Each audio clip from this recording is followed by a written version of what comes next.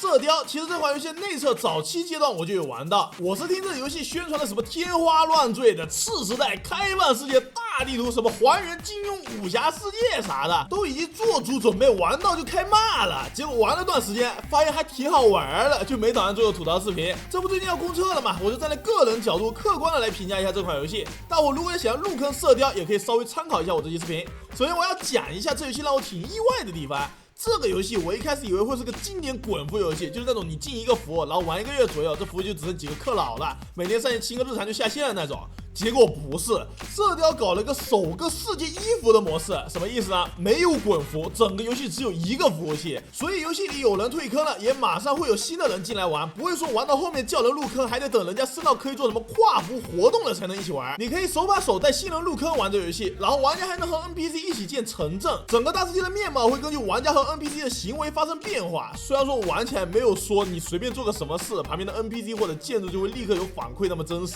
但看得出来制作组是很想做出让玩家真实沉浸的大受，体验武侠小说里快意江湖的感觉。另一个让我挺意外的点是武学方面，最一开始我是以为武学就固定职业固定技能，5、6个技能用到死，但实际上手玩射雕发现游戏武学的自由度很高，几乎是把金庸小说里所有的武学都容纳了进去。进到游戏可以拜入任意门派，学习各式各样的武学，然后再把这些武学搭配起来，打出属于自己的一套炫酷连招。加上游戏并没有职业这个说法，战斗中可以配备2个武器来回切换，就比如说你可以先用轻剑平 A 打出7星连珠，后切棍子打出横扫千军，都是随便搭配的，想怎么搭就怎么搭，一招一式打出自己的武学理解，真正让玩家在这个江湖里野蛮生长。然后游戏是有个叫侠士的玩法，差不多等于是随从吧，其实就是抽角色和你一起下本刷图。就一开始我看到这个抽卡，我 PTSD 都犯了，说什么扑克休闲啥的，在抽卡系统的面前直接不攻自破。结果实际游玩下来，这侠士并不是说你一定要抽到某某大侠、某某版本强力角色才能过关啥的，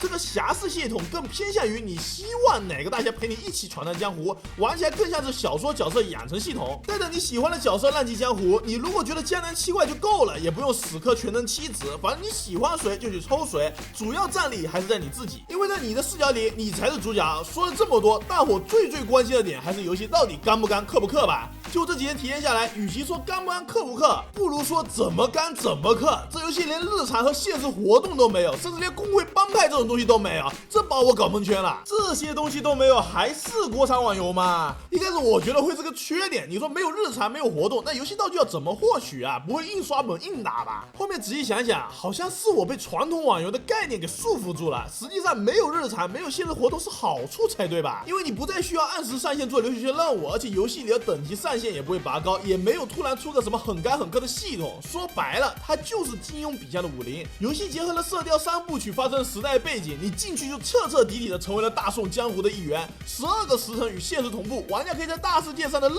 意地区建房子、开商铺、办宴会，你自己想做什么你就去做什么，没人可以逼你去做什么你不想做的事情。没有赶进度，也没有什么7日任务必须要规定时间内干完，你就跟着自己的节奏玩就行了。甚至这游戏都没有排行榜彩头玩法，所以不会有数值压力。像游戏是准备做长线运营，直接是打响了价格战。官方是说游戏只有时装和侠士2大类的付费内容。先说时装，一套是只卖9块9，而且不是说抽时装抽一发9块9，是直接取消了抽时装的活动，所以付费时装都是3层持售，而不是3层持售的时装要通关探索游戏的剧情，完成成就或者副本掉落获得，没有任何诱导逼氪的内容。不说别的，9块9这个价格的确是很低了，而且这时装不是就那么1、2件，官方放话游戏上线3个月内做出200套时装，并且每周都会上架新的国风时装。这些时装有个我很喜欢的点，就是所有时装都是真正的国风时装，不是那种半国风半现代，或者是穿着奇律制服就跑出来打怪了，都是参考的宋代服饰和射雕原著文案，还有金庸武侠影视作品改的，没有因为价格低就敷衍玩家。看得出来，网易打这个价格战是来真的。官方烂例的诚意，初衷只是为了让玩家在选择时装时考虑热爱，这真的还是我们常规乐视 MMO 游戏吗？还有一个非常逆天、非常牛的点，就你通常买时装对吧？买了新的，旧的就放在仓库里吃灰了。但射雕这游戏，你居然可以给侠士换上我们穿的时装，也就是说，你可以给你喜欢的角色换衣服，不是专门去买侠士的时装，而是买3层的衣服给侠士换。这里并没有搞2个3层界面，我倒挺意外的，还以为会是你自己的时装9块9，侠士时装99。制作组甚至放出狠话，时装只要超过9块9，欢迎来举报。好，我就盯着你，只要超过9块9，我第一个举报。这游戏的休闲玩法也很多，光是抓鱼就有捕鱼和钓鱼2种玩法，在里面没事喂小动物煮饭。让我最震惊的是，加几勺佐料都是玩家自己决定。不是我说，你们真的贯彻自由到如此地步了吗？你如果是零氪玩家的话，可以没事上线跑图，边看风景边和好友或者自己一个人做地图任务，解锁各种成就啥都可以获取绑定经历，还有极光片羽免费抽卡。整体玩起来吧，就是每个人都可以在这里找到自己喜欢的玩法，给我那种自己在大宋江湖的世界里探索的感觉。游戏3月28号公测了，大伙有兴趣的可以下一个玩玩。如果大伙想让我开坑玩色调，可以在评论区底下说。那么我想这是本期游戏内容啊，如果喜欢的话可以给我3关注啊，持续更多游戏视频。然后这样吧，我是李虎，我们下期见。